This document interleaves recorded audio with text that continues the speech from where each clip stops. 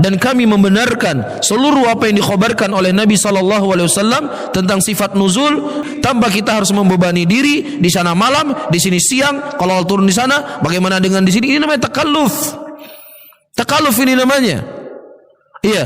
Dan ini tidak ada di benak-benak para sahabat Nabi SAW, karena mereka memiliki fitrah. Nah, kenapa orang-orang hari ini suka memain-mainkan akalnya? Karena akalnya sudah tidak fitrah lagi, sudah tidak suci lagi, sudah banyak masuk ilmu filsafat, sudah masuk ilmu kalam. Ketika dia mendengar hadis Rasulullah, Allah turun ke langit dunia di sepertiga malam, langsung main akalnya. Nanti kalau di Amerika malam, di sini siang.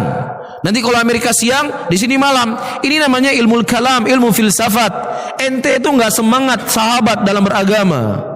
Ente itu nggak semangat, nggak sepenasaran dan secinta para sahabat tentang ilmu. Ketika Rasulullah mengkhabarkan tentang sifat ini di dalam hadis-hadisnya, tidak ada satupun para sahabat bertanya, ya Rasulullah, di Mekah sekarang siang, nanti di sana malam, bagaimana begini dan begini? Nggak pernah ditanya oleh para sahabat, karena hati mereka suci.